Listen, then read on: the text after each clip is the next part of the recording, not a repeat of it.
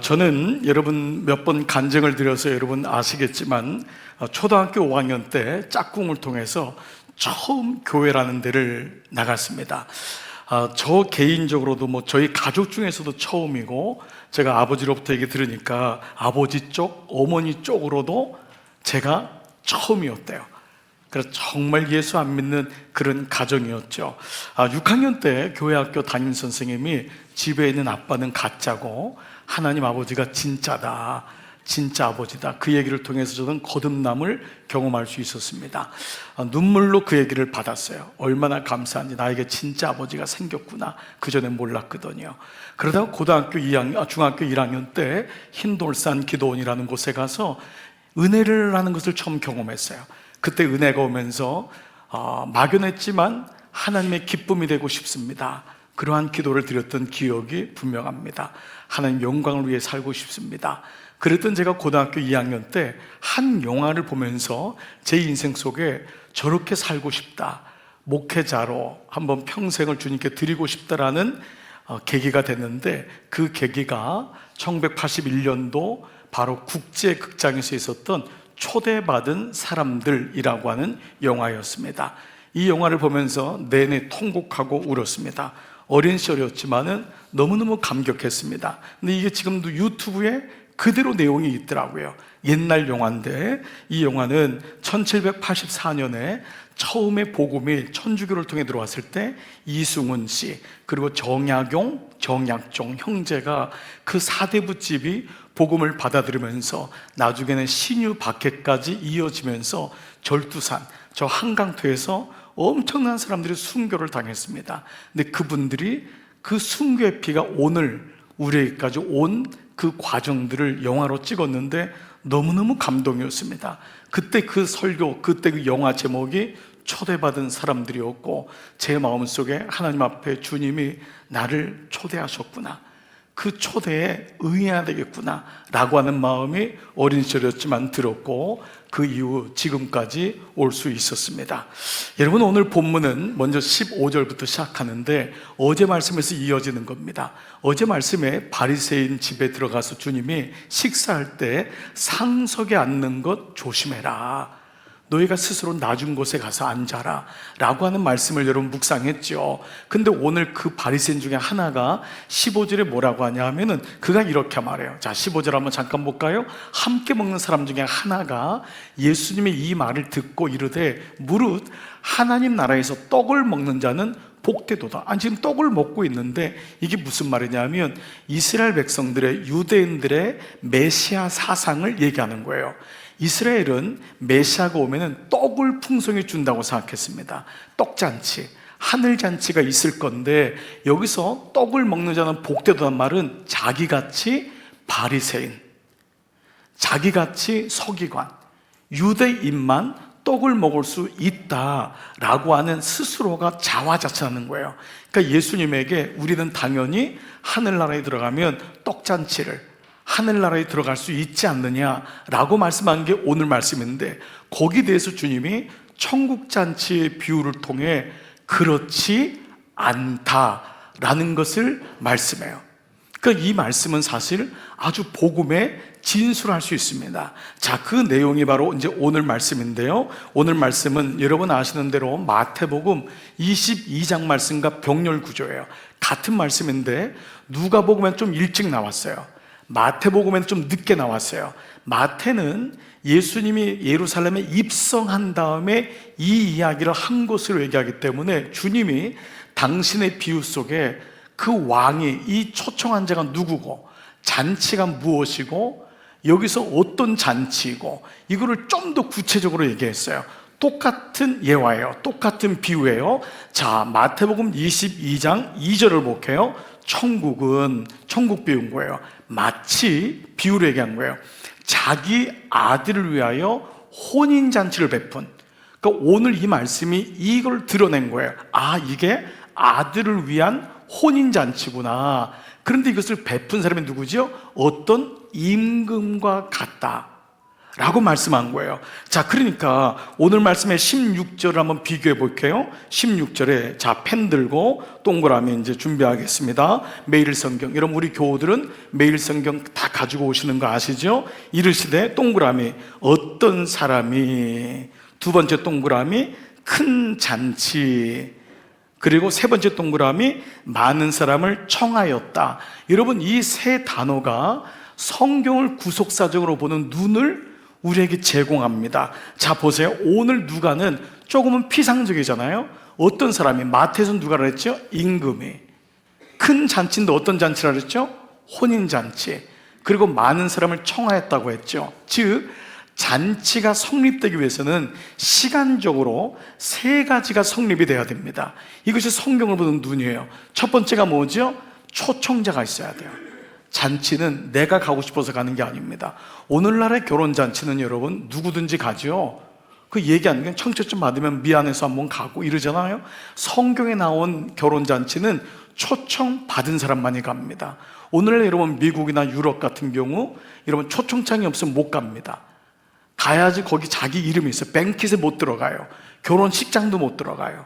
거기 들어갈 땐 나 앞에서 받습니다. 초청 받았는지 안 받았는지. 그러니까 초청인이 중요한 거예요. 그러면 잔치는 뭐가 필요하죠? 장소와 음식이 필요하죠. 그러니까 초청 받은 사람은 몇 명이 올지를 알고 장소를 선택합니다. 큰 걸로 할지 작은 걸로 할지, 음식은 어떤 걸로 할지, 장소와 음식이 준비되는 것이고, 세 번째 누가 와야 되죠? 하객이 와야 되죠. 이걸 가리켜 초청 받은 사람. 여러분, 성경을 보는 눈이 이와 같은 거예요. 성경은 주님이 우리를 초청하신 거예요. 주님이. 그래서 이 천국에 초청 안에 뭐가 있죠? 천국이 있는 거예요. 이거는 교훈이 아니에요. 성경을 에피소드 중심으로 본 사람은 이거 목사님이 뭐 책 얘기도 몇 개 하고 인생 살면서 필요한 얘기네, 오늘 도움이 됐네. 여러분, 이건 성경이 아직까지 안 들리는 사람이에요. 이 성경은 천국에 대한 말씀이에요. 구원에 대한 말씀이에요. 그리고 이 말씀이 들리는 자를 가리켜서 초청받은 사람. 그래서 여러분, 영화 제목이 초대받은 사람이란 말이에요. 아무나 천국 가는 것이 아니라 초청받은 사람에서 간다라는 것을 전제로 하기 때문에 오늘 이 말씀의 주어가 하나님이고, 그리고 우리에게 말씀하고, 그냥 교회에 온 사람이 아니라, 그냥 와준 사람이 아니라 초청받은 사람, 내가 선택받았구나, 주님이 나를 사랑하시는구나, 이걸 경험해야지만이 이 말씀에서 바로 천국과 장소와 천국의 맛을 알기 때문에 세상의 맛을 따라가지 않는 거예요. 하나님 말씀의 맛을 모르면 세상의 맛이 장난이 아닙니다. 여러분, 육체적인 쾌락, 이거 장난이 아니에요. 중독되는 거, 술, 음식, 사람, 장난이 아닙니다. 하나님 나라의 잔치를 맛보지 않으면 거기 빠지는 거예요. 그렇기 때문에 오늘 이 말씀이 성경을 보는 눈이구나. 그래서 이 잔치를 향해서 모든 것이 준비된 잔치라고 오늘 말씀하고 있습니다. 자, 17절 보니까 잔치할 동그라미 시각에. 잔치는 내 맘대로 가는 것이 아니라 정해진 시간이 있대요. 이거를 깨닫는 거예요. 이때 주님이 나를 부르시는구나. 어떤 사람은 10대에 여러분 중에 주님의 부르심을 경험한 사람이 있을 거예요. 그때 마음이 뜨거워지고, 그냥 엄마 아빠 따라 나왔는데 어느 날 내 마음에 하나님의 시간표가 훅 들어오는 거예요. 어떤 사람은 군대에서 주님을 만난 사람이 있어요. 어떤 사람은 직장에서 시각이 있어요. 어떤 사람은 죄송하지만 암에 걸려서 주님의 시간표를 아는 사람이 있어요.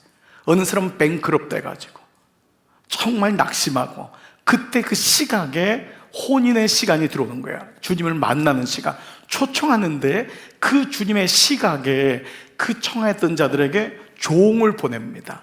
종을. 그래서 뭐라고 하죠? 모든 것이 준비되었나이다. 이 잔치는 그냥 잔치가 아니에요. 왕의 잔치인 거예요. 모든 것이 완벽하게 준비되었다. 그래서 여기 왕은 누구죠? 하나님이심을 알게 되고, 그리고 아들의 혼인잔치는 예수님, 예수 그리스도의 혼인잔치, 이걸 계시록에서는 어린 양의 혼인잔치.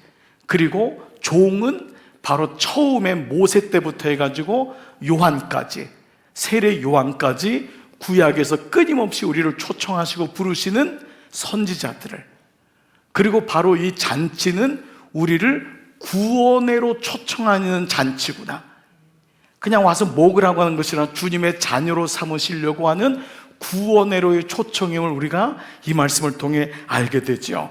그래서 구속사적으로 이 말씀이 들어오는 거죠. 그렇기 때문에 이 말씀은 마지막 심판 때에 있을 어린 양의 혼인잔치로 말씀해요. 인생에는 이 잔치를 살면서 경험하지 못하는 분이 있어요. 근데 마지막 심판 때까지라도 주님은 이 잔치를 배설해서 우리를 구원하신다. 그래서 요한계시록 19장 2절 9절 보시면요, 처음 말씀 한번 보세요. 그의 심판은 참되고 이로운지라. 아무리 이 땅에서 유력하게 살아도 심판을 멸하는 사람은 아무도 없습니다. 주님 앞에 가면 우리에게 모든 심판이 있는 거예요. 자, 그런데 음행으로 땅을 더럽게 한 큰 음녀를 심판하는 거예요. 이 마지막 인류의 심판입니다. 그리고 자기 종들의 피를 그 음녀의 손에 갚으셨도다. 그 다음 구절이 뭐죠? 바로 천사가 내게 말하기를 기록하라. 다 같이요. 어린 양의 혼인잔치에 청함을 받은 자들은 복이 있도다.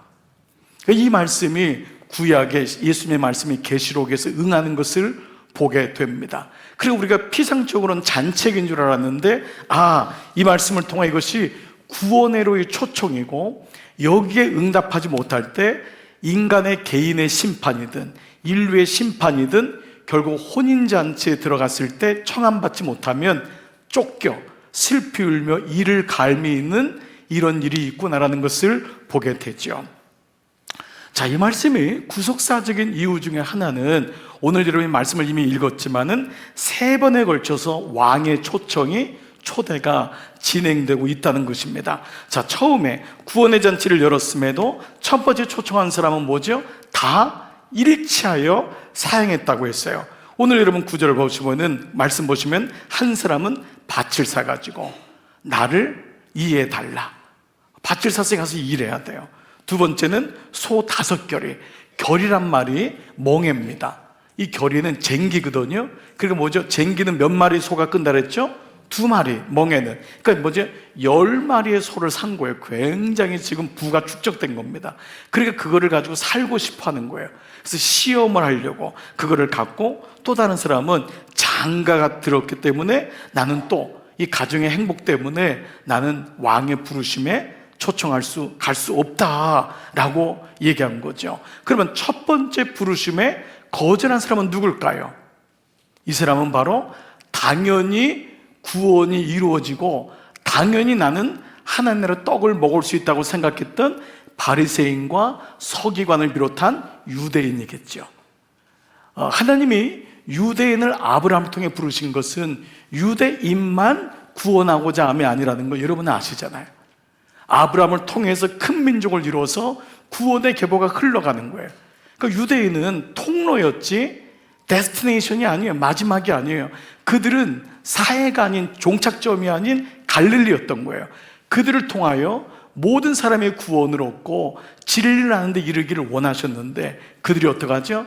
자기들만, 변질된 율법, 선민 사상, 자기들만. 그래서 아까 시작했던 15절이 하늘나라에서 떡을 먹는 자는 복되지 않습니까? 우리 아닙니까? 우리 라고 했던 것이 오늘 이 말씀이죠. 자, 이렇게 첫 번째 그들은 초청에 들어오지 못합니다. 그들은 당연히 구원받는 거예요. 긴장감도 없어요. 여러분, 이거 오늘 우리에게 적용한다면 뭐죠? 오늘 우리가 아버지가, 할아버지가 예수 믿으니까 당연히 교회가 문화가 된 거예요. 예수님 몰라도 그냥 문화적으로 익숙한 거예요. 그러니까 어느 날 이 말씀이 생명이 아닌 그저 교훈으로 들어오는 거예요. 문화로 들어오는 거예요. 예수님 안 만났어요. 만났냐 하면 뭐 만나는 게 뭐예요? 라고 물어보는 거예요. 우리는 잘 모르는 거예요. 그냥 머물러 있는 거예요. 근데 이 사람들은 뭐죠? 당연히 천국 갈 거라고 생각하는 거예요. 자, 이런 말씀은 우리에게 너무도 많은 것을 던져주고 있지 않습니까? 우리가 좀 우스운 얘기지만 여러분, 이 천국에 대한 비유 참 많잖아요.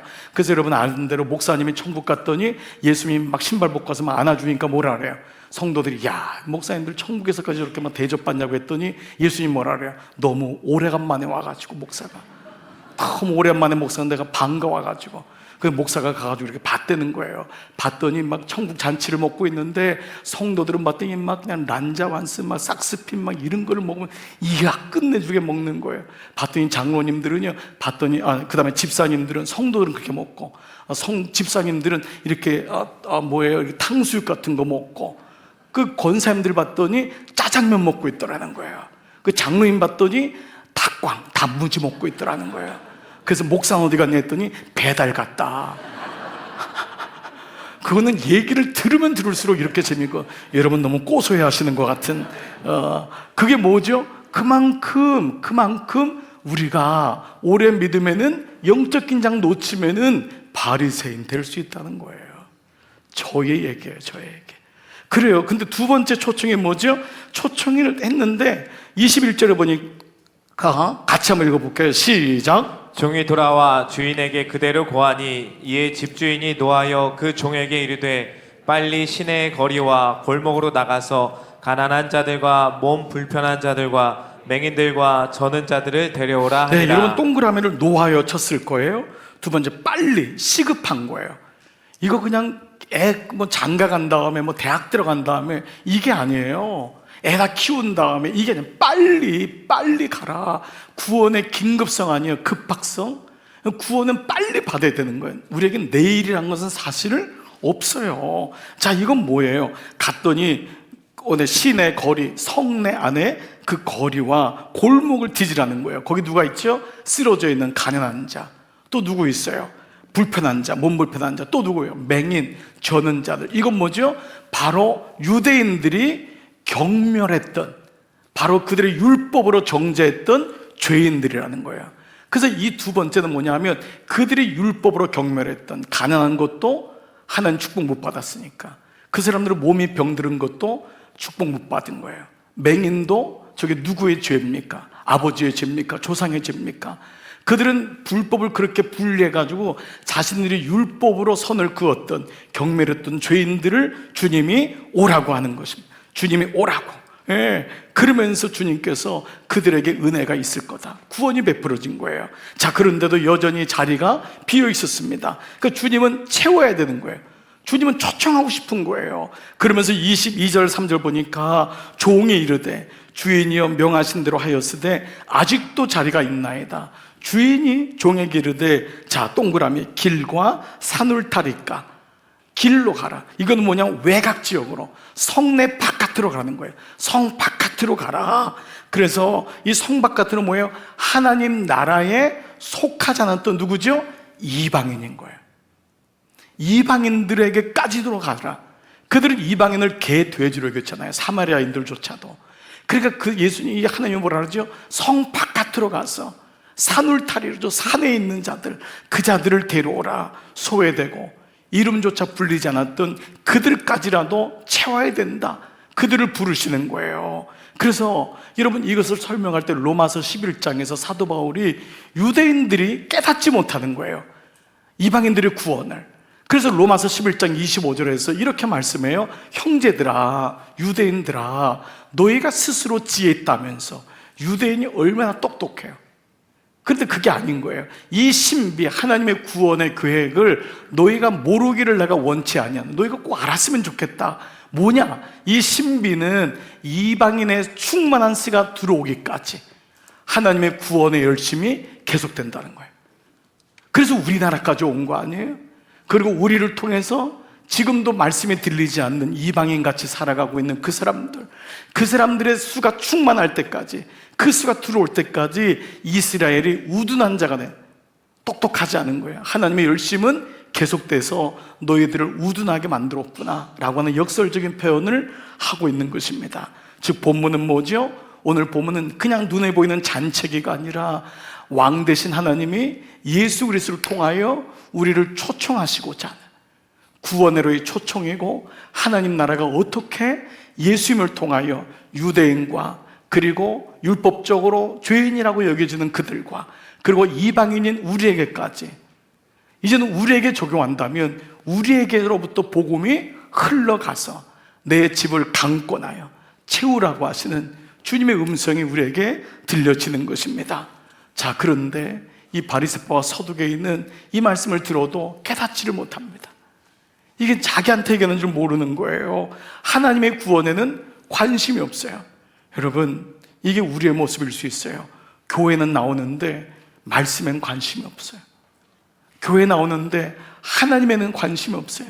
내 결혼을 유지하고 내 삶에 은혜가 있고 내가 대학 들어가고 직장 들어가고 중요하지만은 이걸 위해서 하나님이 필요한 거예요. 하나님 당신에겐 관심이 없는 거예요. 여러분, 누군가가 여러분을 만나는데 여러분은 돈에 관심이 있는 거예요. 여러분을 통해 도움을 받으려고만 해요. 그러면 여러분들은 그 사람하고 교제가 안 될 거예요. 속셈이 드러나는 거예요.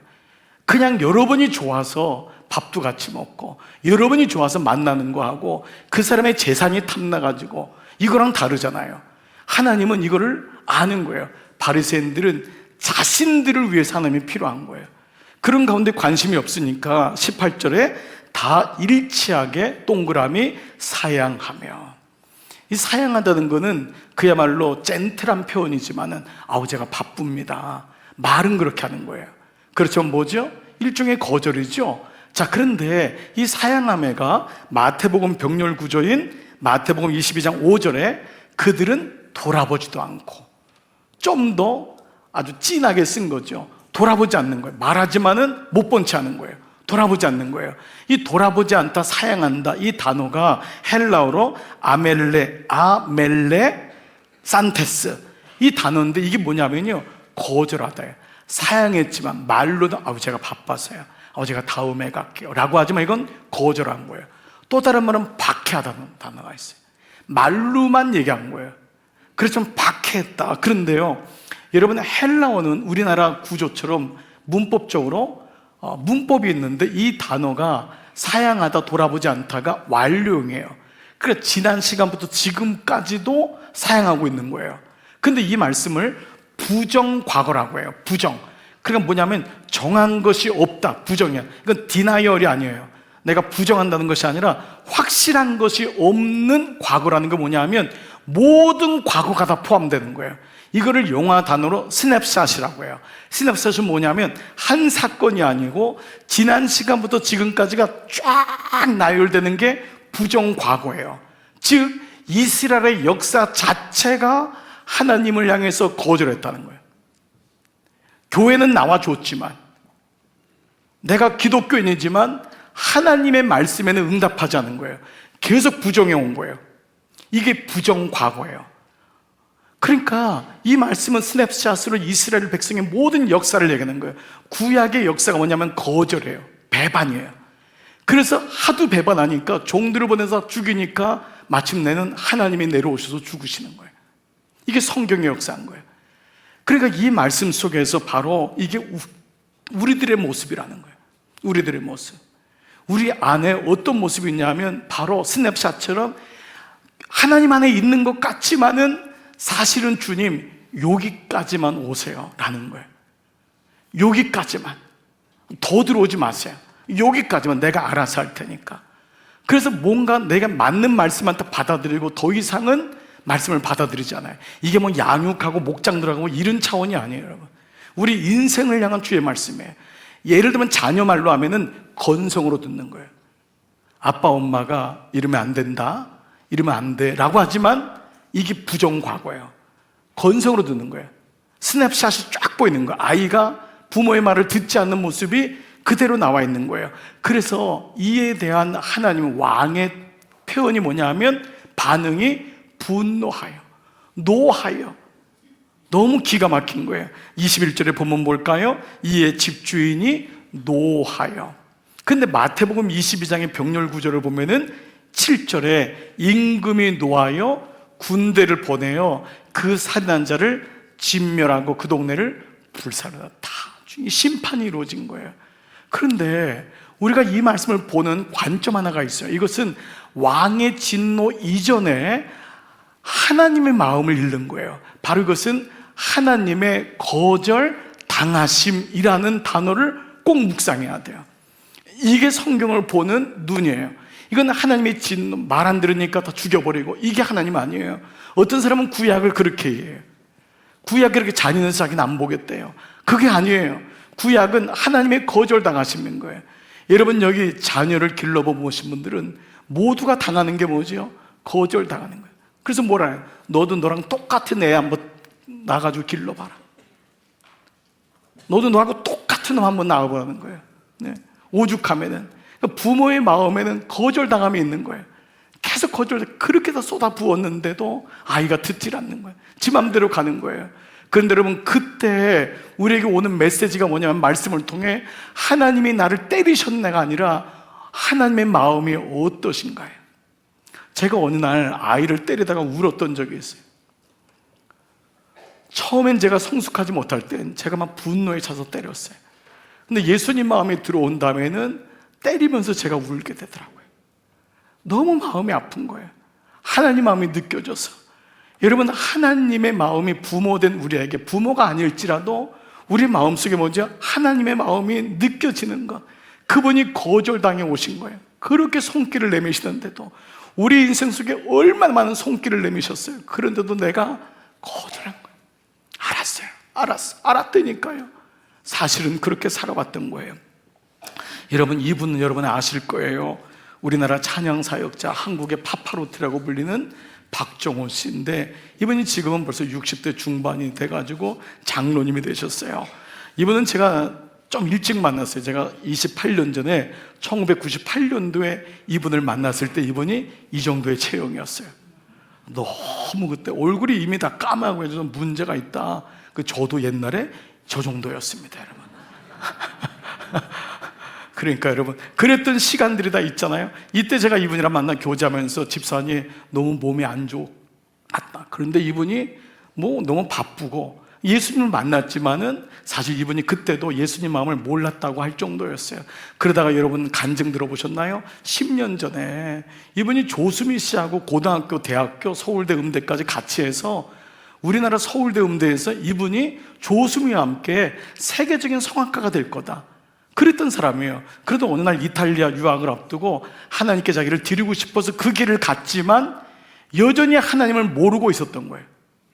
찬양 집회를, 그 이분의 고백이에요. 그러다 10년 전에 간암에 걸렸습니다. 자기가 시한부 인생을 산 거예요. 근데 딸아이들이 너무 효자인 거예요. 아버지에게 간을 이식하는 수술을 제안을 했고 이 아버지가 막내딸하고 간 크기가 맞은 거예요. 그래서 20시간 이상의 정말 의학적으로도 우리나라에 아주 쾌거를 이룰 정도로 두 분이 다 살아났어요. 근데 이 주는 분이 더 힘들다고 하더라고요. 아빠는 회복됐는데 딸이 거의 사경을 헤매는 거예요. 그런데도 이 아빠가 뭐라 했냐면 장로님이 살고 싶었대요.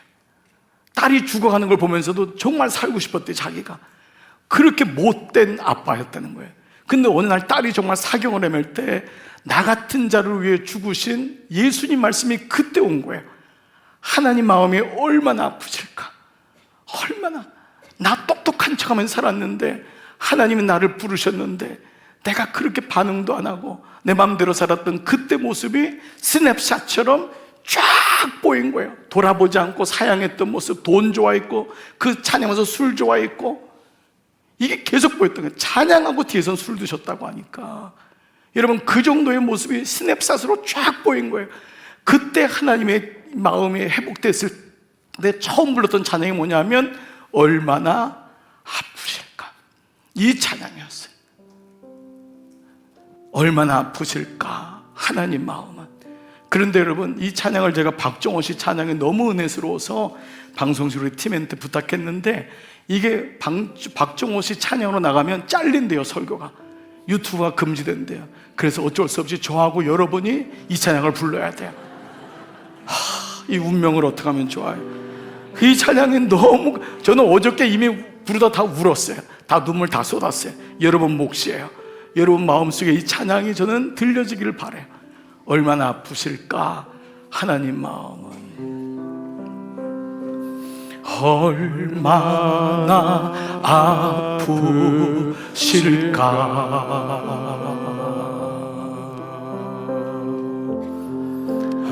하나님의 마음은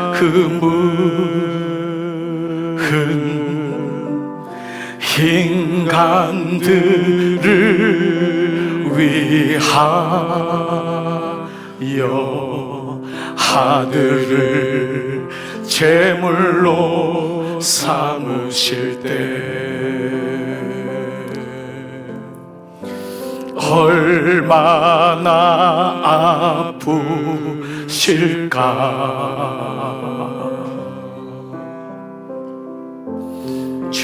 주님의 몸과 마음 그 사람들을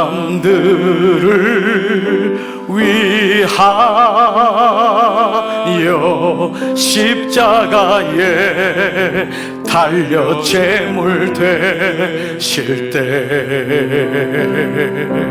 얼마나 아프실까. 하나님 가슴은 독생자 주셨건만 인간들 부족하다 원망할 때 얼마나 아프실까. 주님의 심정을 자신을 주셨건만 사람들 부인하며 욕할 때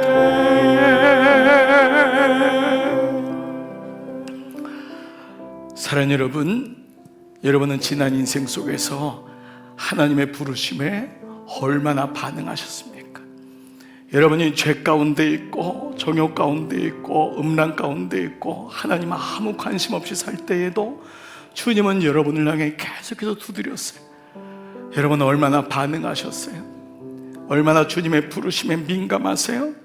혹시 나도 늘 이런저런 이유로 주님 여기까지입니다, 주님 저 좀 누리고 싶어요, 저희 쾌락을 이길 수가 없어요, 혹시 우리도 이런 가운데 있지 않았나요? 청컨대 나로 양해하도록 하라. 나 더 이상 나한테 얘기하지 마. 나 여기까지 나와주면 된다. 교회에 나와주면 되지 않았냐? 여러분 주님이 그 정도밖에 안 되겠습니까? 주님이 우리를 교회에 나오시게 하는 그 정도밖에 안 되겠어요? 그런데 여러분 한 가지 충격받을 게 있어요.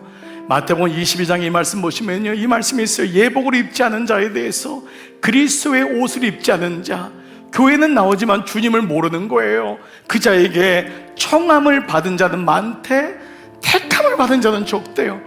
여러분 이건 너무 충격적인 얘기 아니에요? 우리가 택함을 받았지만 천국 갈 수 있는 건 모른다는 거예요. 여러분 이건 너무 충격인 거예요. 택함을 받았지만 청함을 받았지만 택함 받은 자는 적다. 여러분 또 이 말씀은 우리의 삶의 주님의 부르심에 여기까지 왔지만 마지막 부르심은 뭐예요? 이 땅에서 주님의 나라로 초청하는 거예요. 여러분 가족 중에 10대에 주님 나라 간 분이 있을 거예요. 자녀를 먼저 잃은 분도 있을 거예요. 그렇게 사랑했던 사람이 50대에 40대에 60, 70도 아주 건강한 때인데 주님이 우리에게 부르세요. 우리 모두에게 이런 부르심이 있는 거예요. 그래서 이미 묵상했듯이 누가복음 12장 35절 허리에 띠를 띠고 등불을 켜고 있어야 된다, 깨어 있어야 된다. 그 다음 구절이 뭐예요? 2경이나 3경에 언제 종들이 그같이 하는 걸 보면 복이 있는데 2경이나 3경 새벽에 예기치 않은 시간에 주님이 오신다는 거예요. 우리 인생에 그렇게 올 때도 깨어있는 자는 복되다는 거예요. 여러분 여기 내일을 나는 안전하다, 나는 10년 동안 건강할 거예요, 이런 분이 있습니까? 아무도 없는 거예요. 주님 나라 부르심에 마지막까지 응답되는 것이 우리의 인생인 거예요. 사실 제가 지난 주일 저녁에 예배를 끝나고 이제 집에 가서 저녁 때 이제 좀 힘을 내서 일어나서 집에 이제 제가 늘 이렇게 뼈가 좀 굳고 하니까 철봉대를 이렇게 방에 이렇게 매달아 두는 게 있어가지고 그걸 언젠가 이렇게 해가지고 이렇게 설치를 해놨어요. 근데 제가 이렇게 꽉 하지 못한 것 같아요. 힘이 이게 안 되니까. 근데 그래도 늘 매달리고 했는데 이번 주일 저녁에 좀 한번 이렇게 매달렸으면 좋겠다는 마음이 드는 거예요. 근데 매달렸는데 이게 쑥 빠져버린 거예요. 그러면서 그냥 그 아파트 그 바닥이 보통 단단한 게 아니더라고요. 거기 부닥치면서 엉덩이하고 머리가 꽉 부닥친 거예요. 집사람이 옆에서 놀래가지고 왔는데 제가 그 순간에 정신을 잃었어요. 짧은 시간이지만 너무 아픈데 그 순간에 야, 이거 죽을 수 있겠구나 라는 마음이 들었던 거예요. 아니, 제가 하여간 뭐 피차에서 월요일날 주중에 한번 신방 갔는데 한 분이, 다른 교회 다니는 분이 그 교인이 그렇게 해서 뇌진탕으로 돌아가셨다는 거예요. 그 순간에, 그런데 그 짧은 시간 너무 아픈데 어떤 생각이 들었냐면 주님 앞에 가는데 너무 부끄러운 거예요. 주님, 나 아직 준비가 안 된 것 같은데. 너무 갑자기 부끄러운 마음이 드는 거예요. 그러면서 순간 드는 게 우리 교회가 생각나는 거예요. 여러분한테 너무 부끄러운 거예요. 너무 미안한 거예요. 내가 이렇게 먼저 가면 안 되는데, 이런 마음이 들고 갑자기 아내하고 아이 생각이 나면서 너무 미안한 생각이 드는 거예요. 밤새도록 어떻게 병원도 못 가고 끙끙 앓고 다음날 스케줄이 있으니까 주님 어떻게 좀 낫게 해주세요 라고 했는데, 그 밤에 부를 수 있겠구나, 주님이 부를 수 있겠구나. 근데 목사인 전데도 너무 부끄러워서 주님, 저 주님 앞에 가서 아무것도 한 게 없는데요, 이런 마음이 드는 게 주님 한 번만 더 연장시켜 주세요. 그 마음이 문득 들었어요. 사랑하는 여러분, 우리가 뭐 대단한 거 사는 것 같은데 아니더라고요. 주님의 순간에 2경 3경에 오라고 하면 우리가 모두 가는 거예요. 근데 그때도 나는 주님의 부르심에 반응할 수 있는가? 여러분에게 10년이 남아있다고요? 20년이 남아있다고요? 내가 은퇴할 때까지는 건강할 거라고요? 누가 그런 얘기를 했던가요? 아니었습니다. 제 마음속에 여러분 다시 그 음성이 들리기 시작했어요. 좀 아직도 뭐 앉고 서고 불편하고 했지만, 그런데 제가, 여러분 걱정하지 않으실 것은 제가 엉덩이하고 머리뼈는 단단한 것 같아요. 그래서 엑스레이 찍었는데 괜찮대요. 앉는 거 약간 어렵고 약간 보폭이 어려워서 그렇지, 제가 하나님께 감사했어요. 머리를 딱딱하게 만들어주신 아버지 너무 감사하고, 아직 MRI는 찍지 않았지만 괜찮아요. 근데 여러분, 오늘 우리의 삶에 이 말씀이 오는 거예요. 주님의 부르심에 나는 준비됐는가? 그리고 또 하나, 마지막 말씀이 오죠. 데려다가 강권하여 내 집을 채우라. 여러분 자녀 중에 아직도 이 부르심에 들리지 않는 영혼이 있습니까? 여러분, 이 영혼이 있다면 누가 이 영혼을 위해서 울어줄 수 있어요? 옆집 아저씨가 울 수 없어요. 이 영혼을 위해서 울고 강구하고 하나님께 시간을 좀 주세요. 그렇게 고백할 수 있는 것은 부모밖에 없어요. 그래서 우리 마음에 다시 우리 교회가 늘 홈커밍 대회 할 때, 여러분 이게 형식적인 게 되지 않았으면 좋겠어요. 여러분 여기 이름 띄우라 그러면 아무도 적지 않는 분 의외로 많아요. 여러분 이름을 적을 때 이미 하나님이 그 마음을 아는 거예요. 여러분이 자식의 상황을 제일 잘 알잖아요. 여러분이 남편의 상황을 제일 잘 알잖아요. 교회 뽀젓이 나와 있는데 남편의 이름을 적는 분의 마음이 오죽하겠어요. 교회 뽀젓이 있는데 아내의 이름을 적는 분이 뭐겠어요? 아직 하나님의 음성이 안 들리는 거예요. 사랑하는 여러분, 여러분 안에 이 마음이 있습니까? 그래서 저는 다시 이 말씀이 우리에게 적용되는 거예요.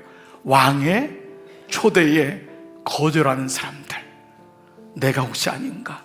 내 가정에 있는 사람이 아닌가? 오늘 이 말씀 한 주간 동안 여러분의 묵상이 되기를 축복합니다.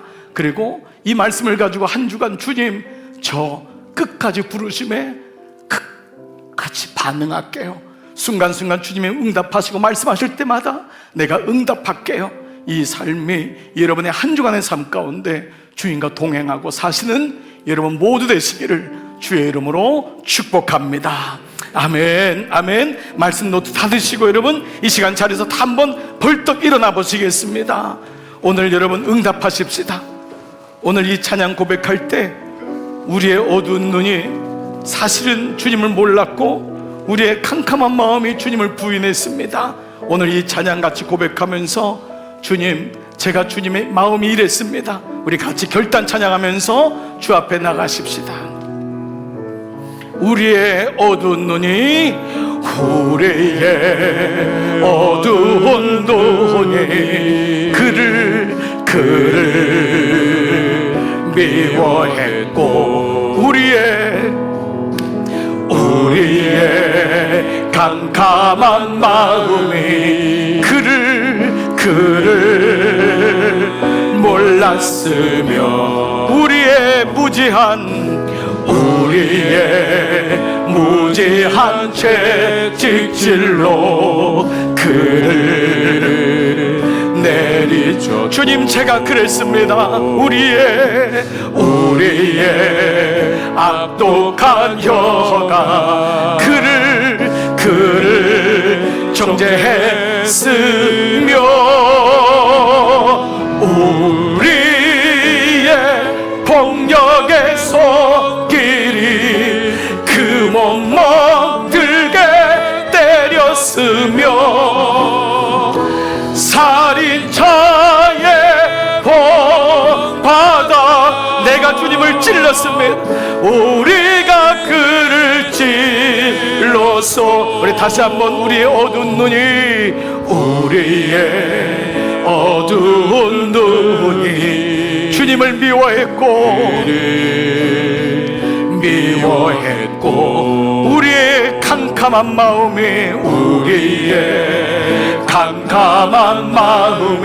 그를 몰랐습니다. 그를 몰랐으며 우리의 무지한 채찍질로 그를 내리쳤고 우리의 악독한 혀가 그분을 정죄했으며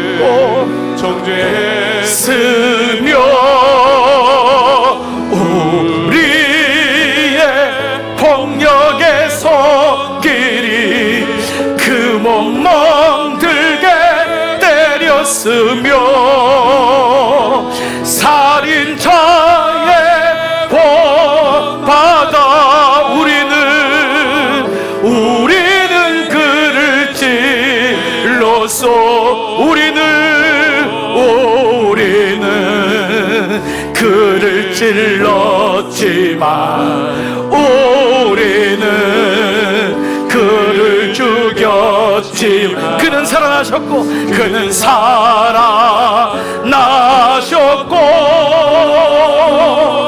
우리의 약함을 벗기셨소. 우리는 그를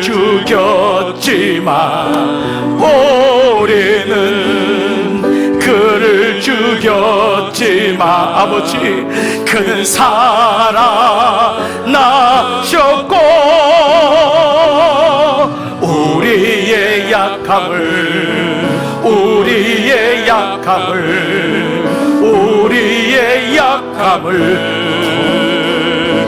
벗기셨소. 우리 이 시간 이 말씀 붙잡고 우리 함께 한번 고백하며 기도하며 나가기를 원합니다. 주님, 제가 초청에 응답하지 못했습니다. 함께 기도하십시다. 아버지, 주님, 제가 바리새인처럼 당연하게 여겼습니다. 말씀을 듣고 교회를 나오지만은 그냥 나왔고 하나님의 응답이, 하나님의 초청하심이 대수롭지 않게 여길 때가 많았습니다. 구원받는 것, 아버지, 청함을 받은 자 많지만 택함 받은 자는 적은 이 긴급성과 이 중요성을 깨닫지 못하고 나는 장가가고, 나는 소를 사러 가고, 나는 시험하러 가고, 나는 밭을 사러 가고, 다 사양할 일이 많았습니다. 아버지, 세상의 일도 너무도 소중하지만 주님, 저에게 이 긴급함이 있습니까? 말씀이 들리고 있습니까? 아버지, 이 은혜가 우리 가운데 있기를 원하옵고 기도합니다. 왕의 초대인데도 아버지 별로 중요하게 여기지 않는 내 모습을 보게 됩니다. 아버지, 주님이 그렇게 우리에게 말씀하십니다. 나오라. 거기서부터 나와야 된다. 그로부터 나와야 된다. 주님이 그렇게 우리에게 말씀하시는데 스냅샷으로 보니까 내 인생에 응답한 적이 별로 없습니다. 듣기는 듣지만 그냥 대강했던 적이 너무도 많습니다. 오늘 주님 침입하셔서 우리 인생에 주님 슬피 울며 이를 갈지 않도록 주님 그리스도의 예복을 입고 그리스도의 예복을 입고 잔치에 참여하여 복된 인생 될 수 있도록 아버지 도와주시길 원합니다. 2경이나 3경에 주님이 부르실 때도 있는데 주님 찾아오시면 당황하지 말게 하시고 주님 제가 여기 있습니다. 주님 제가 여기 있습니다. 하나님의 은혜였습니다. 그렇게 주님 앞에 갈 수 있는 은혜까지도 허락하시기를 원하고 기도합니다. 부끄러운 구원이 되지 않도록 부끄러운 준비가 되지 않도록 날마다 주님 앞에 응답하는 삶을 연습하기를 원합니다. 운전을 할 때도 길에서 걸을 때도 사람들과 만날 때도 아버지 나에게 주신 기업을 운영할 때도 순간순간 주님 놓치지 말게 하시고 주님의 부르심 속에 응답하고 그 부르심 속에 반응할 수 있도록 아버지 인도하여 주시옵소서. 주님 제가 주님을 찬양합니다. 주님을 높여드립니다. 오 주님 저의 약함을 주께서 아시오니 저의 악함을 주께서 아시오니 주님 주님의 살아계심이 믿어지고 그 복음을 가지고 살아내는 귀한 종들로 인도하여 주시옵소서. 주님 감사합니다. 주님 영광 받아 주시옵소서. 살아계신 아버지 주님이 제 인생 속에 이런 방법으로 저런 방법으로 찾아오시고 초대하시는데 하나님 저는 다른 것에 정신이 팔려서 주님의 음성은 잘 들리지도 않았고 저의 본능과 정욕을 따라 제 안위를 위해서 살았던 적이 너무도 많았음을 주 앞에 고백합니다. 아버지 청함을 받은 자는 많지만 택함 받은 자는 너무 적다고 하시는데 아버지 끝까지 주님 택함 받은 종이 되어 주님 복이 있으리로다 이 고백을 듣는 종이 되기를 소원하며 기도합니다. 이번 한 주간도 오늘 예배를 드리고 나가면 길을 걸을 때도 운전할 때도 사업을 할고 우리 일터에서도 주님 늘 주님 잊지 말게 하시고 순간순간 주님 지혜를 구하고 주님과 동행하며 날마다 주님의 기쁨이 되는 신실한 종들로 축복하여 주옵소서. 우리에게 2경이나 3경 같은 사건이 올 때도 부끄러운 구원이 되지 않게 하시고 끝까지 주님 안에 거하는 믿음의 종들 되고 믿음의 가정 되게 하여 주옵소서. 아버지 강권하여 데려다가 내 집을 채우라고 하는데 우리 집에 복음이 들어가지 않는 제 아들이 있습니다. 제 딸이 있습니다. 제 남편 아내가 있습니다. 저희 부모님이 있습니다. 아버지 불쌍히 여겨주시길 원합니다. 제가 그 영혼을 포기할 수가 없습니다. 주님 아시죠? 끝까지 그 영혼을 위해 눈물로 기도하고 우리 마지막 승리하는 우리 모두 되게 하실 줄 믿습니다.